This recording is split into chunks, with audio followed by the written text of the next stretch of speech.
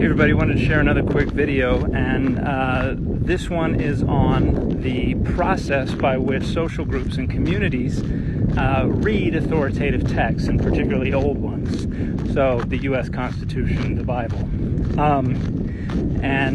These insights primarily come from the field of social memory, but the main one I want to share is that making meaning from these texts is a process of negotiation between the community's sacred past and the needs and pressures and exigencies of the present. So we want to maintain a relationship, a connection to the past, but we also need to read these texts in a way that inform our experiences today and also help us reach whatever rhetorical goals we have.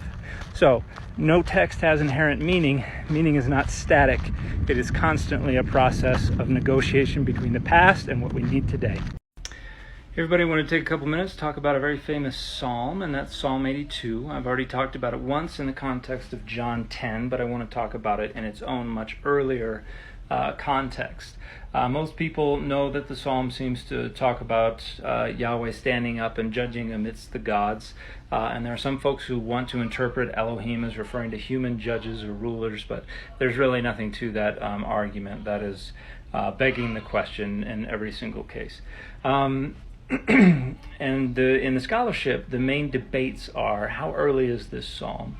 And a related debate is who is the deity that is called upon to arise at the end? Because these scholars who think it is a very early psalm think it may predate the conflation of Yahweh and Elyon, and it might be Yahweh who is standing at the beginning of the trial, but then the deity who is called upon to arise has been sitting the whole time, and so it may be the presiding deity, which would be Elyon, who's mentioned in an earlier verse.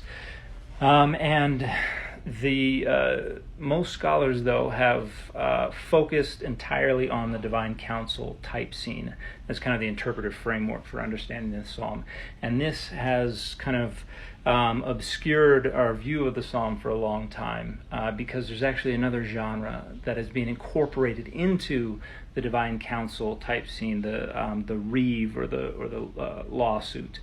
And that is the Psalm of Complaint. Now, many of you probably know what a Psalm of Complaint is. They occur all over the Psalms, including in the Psalms of Asaph that surround Psalm 82. And there are some elements that usually appear in a Psalm of Complaint. They're usually accusations against God in the form of questions. How long are you going to allow this to happen? Why are you doing this? Then they describe the lamentable state of affairs. And then at the end, there's always a petition, a call to action for the deity. Rise up and do this for us. And what the author of Psalm 82 has done, that I think is ingenious, has incorporated a psalm of complaint into this divine council court scene. But rather than have a human complaining to Yahweh, they've taken those elements of that psalm of complaint and put it into the mouth of Yahweh, and the complaint is aimed at the gods of the nations. So it starts off, how long will you judge unjustly and show favoritism to the wicked? It describes the foundations of the earth shaking, and then there's the call to rise up and take over rule of the nations. You will inherit all nations.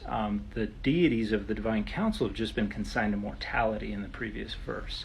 So this is a psalm of complaint merged with a divine council type scene in order to depose the deities of the divine council, call upon Yahweh to take over rule of all the earth. So this is the universalization of Yahweh. Psalm 82. Do I have a favorite English version of the Bible? The answer is no, and that's for a lot of reasons. Hey everybody, I highly recommend you check out this TikToker who engages very thoughtfully with issues related to religion and the Bible. And I look forward to hearing more from him, particularly about this question of Bible translation and the nuances and complexities and tensions associated with it, because that's something that's very important to me. So hopefully we'll hear some more. Hey everybody, this video just came across my page. I thought I'd comment. King Yoshiyahu, he says Psalm 22:16 is probably mistranslated in your Bible. I I generally appreciate this poster's content. They share a lot of good information, and they generally tend to be pretty thoughtful, as they are in this video. But I do want to push back against one thing, and that is how clear and simple he makes the solution sound. He's going to suggest that this is ellipsis, that the text appears exactly as the author left it, and that it was intended to mimic kind of choppy, desperate speech. That's probably not the best solution. The main reason why is that that's just not how biblical authors worked. They didn't omit critical information. Now, they did frequently deploy how the text sounded or how it was performed to communicate their messages, but they generally followed pretty consistent patterns and used contextual clues when they did that. Now, he's going to point to verse 1 as another example of ellipsis, but that's not ellipsis either. What's going on there is the interrogative particle lama is governing all the clauses in the verse, and that is something that happens regularly, frequently with verbs, but also with particles. And so the best solution for verse 16 is likely some kind of haplography. Something has been omitted, probably the verb. The verb may have been karu. That would have been a handy little parallelism, and it would account for the haplography. So, and that's what happens there is the scribe looks at a word, goes and copies it down. When they return to their manuscript to find their place, they accidentally go backwards or forwards to a different word that either began or ended the same as the word they copied down. If they repeat a word because of that, that's called dittography. If they omit a word because of it, it's called haplography.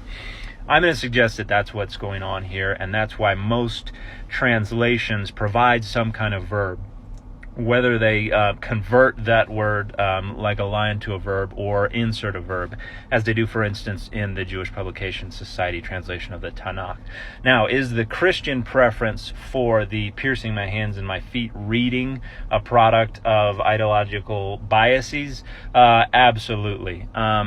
That's clearly what's going on with their preference there, but that solution is really no more problematic than any other. Anything we do here is going to be a guess, and this happens all over the Bible, Hebrew Bible and New Testament. There's so many places where we just have absolutely no idea what's going on. And we are guessing, whether we're reinterpreting words, whether we're inserting words, whether we're suggesting the text has been altered. There's just so much of that going on. So I want to suggest that, yes, the Christian preference is a product of ideological bias, but trying to suggest that there's an easy solution is also a little problematic in and of itself. The reality is we have no idea. Hey, everybody. I wanted to share some thoughts on one of the main differences I see in the way scholars approach the Bible versus the way devotional readers approach the Bible. And I'm sharing this because I've seen a lot of comments and a lot of videos that deploy a devotional approach to critique a conclusion drawn from the scholarly approach. And I think we need to understand both sides of this spectrum. Before I begin, however, I recognize there's a lot of overlap and integration in the middle of this spectrum because we have people who are devotional readers and also approach the text scholarly, like myself. I also recognize that each side of the spectrum can deploy the other side of it for different purposes. But what I'm going to suggest is that we think of the Bible as a timeline that we're looking at from the side. And every literary layer represents an entry on that timeline. And this is a snapshot of an interpretive lens that someone has brought to the text. Now, when we approach the Bible, we see a book. And so what we see is actually that timeline turned to the side, and we're looking down through that interpretive lens like a telescope, and we're seeing one view. And so because devotionally we want the text to mean something to us, to be relevant to us today, and because we're all different and have different experiences, we have to choose which lenses to prioritize, which to marginalize, which to remove, and which to add to make that text meaningful for us and our questions that we have, the experiences that we have, the doubts, the worries, the struggles that we have. So that's the devotional perspective, and that lends to that univocality that I have criticized elsewhere, the presumption that the text speaks with one voice. It's because when we approach it, we're looking down one angle. What scholars try to do is try to restore that sideways look at this so that we can see the different layers and so that we can remove them and we can examine them separately. And so when scholars think of the Bible, they think of a collection of these literary layers, and those layers written by different people in different time periods for different reasons. Now, how do we use each other's approaches? Devotional readers can turn that view sideways and can pluck these things out to approach it from a scholarly perspective. Frequently, that has to do with apologetics or boundary maintenance or identity politics. There's some concern that the devotional reading is not adequate to address, that we will use the scholarly approach to address. And frequently, we use the scholarly approach because of the authority that it grants. At the same time, scholars can approach the text devotionally, if not for personal reasons, because they want to understand how one of these later layers is looking devotionally at earlier layers. That happens all the time in the Bible. So please understand and respect these two different approaches. The longer it took for Yeshua to return, the more and more people would fall away from the faith. Hey everybody, wanted to respond to this video suggesting it is providing historical context. It is not. It is retrojecting ideologies from a later period to provide a narrative that serves purposes of identity politics. There were not two messiahs expected by everybody in first century Judaism. Scholars have identified 4 messianic personas. However, these are scattered across a number of different texts represented in different ways, and we're not sure the Messiah ben Joseph is first century. It's never mentioned explicitly. Many scholars think it is post-Bar Kokhba revolt. Second, the parting of the ways. Is the narrative as simple as Pharisees joining Christianity, abandoning it once Messiah took too long to come back, leaving it to be taken over by pagans who perverted everything? No, not even remotely. This isn't supported by any contemporary text. This is a narrative that is retrojected for the sake of identity politics to make everybody think, oh, restoring Christianity means Torah observance. So be careful out there. Okay, a couple of things. First, you are engaging in identity politics by saying I am talking like a leftist, because identity politics is when the boundaries and principles and priorities of a social identity take priority over the data, and that's precisely what you're doing. So yes, it is identity politics. The other thing is the Dead Sea Scrolls mention some of the features that were later consolidated within the Messiah ben Joseph figure, but they never mention the Messiah ben Joseph. And this is what I was talking about. There are a lot of different kind of messianic concepts floating around, some of them more organized than others, but we don't get the distillation of the Messiah ben Joseph concept until the 2nd century. So that's the debate. Did they delineate that concept in the 2nd century or in the 1st, and it wasn't just mentioned until later? But they literally inserted the brother of where it didn't exist in the original text. Yeah, this is an interesting one. KJV trying to harmonize these two accounts that are at variance with each other. Both have clearly misread their sources to some degree or another, but the Chronicles one I think more so. And the reconstruction I find most likely is that the 2 Samuel reading, Beit halachmi et Goliath, was probably misread by the chronicler as et lachmi ach Goliath.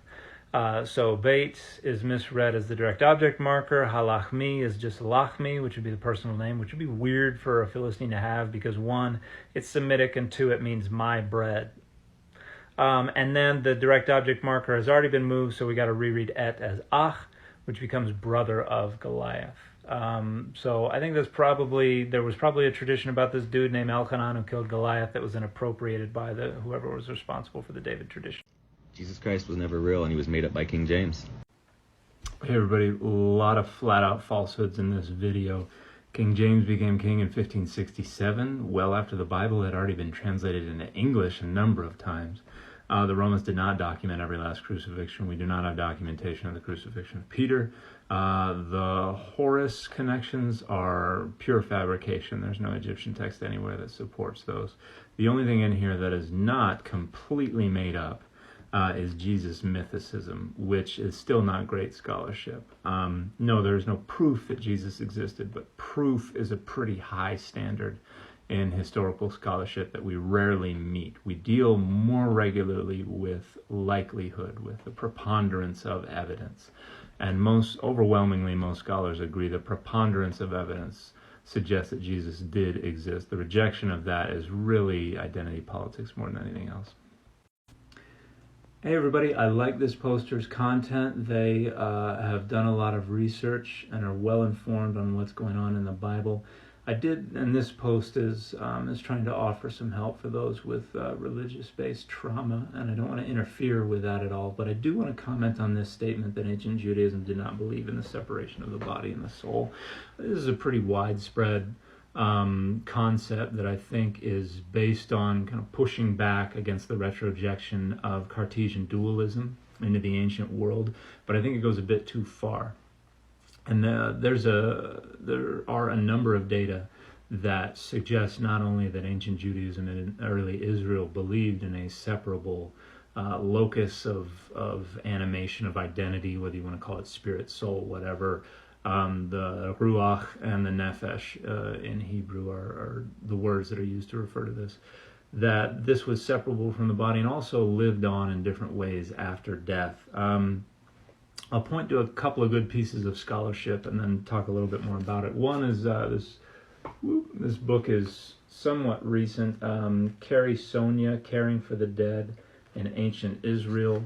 That's a really good book that talks about the cult of deceased kin. And then another one is Richard Steiner, Steiner, Disembodied Souls, the Nefesh in Israel. And that last one is an open access volume. You can, if you Google Disembodied Souls, the Nefesh in Israel, and look for the sblsite.org URL, that'll take you to a free PDF of the volume. And basically the idea is this: the material remains make absolutely clear that the relationship with deceased kin continued after death in the form of offerings that were made, the care and feeding of the deceased, and also occasionally petitions to God to protect the deceased and also to the deceased to aid the living. And the idea was basically that some form of the person lived on and had some kind of relationship to the buried body, and then once that it deteriorated enough, the bones would be either put into an ossuary or dumped in a pit with all the other bones, and that was kind of the gathering to the ancestors. That was when you became kind of an anonymous member of this group of ancestors. They could still be petitioned for aid. And there's a good argument to make that that the care and feeding of the deceased is a precursor to the care and feeding of deities. And so while we don't want to fall into Cartesian dualism while talking about this, yes, there absolutely was the perception of the distinction. I call it body agency partability, as well as some kind of belief in an afterlife in ancient Israel and Judaism.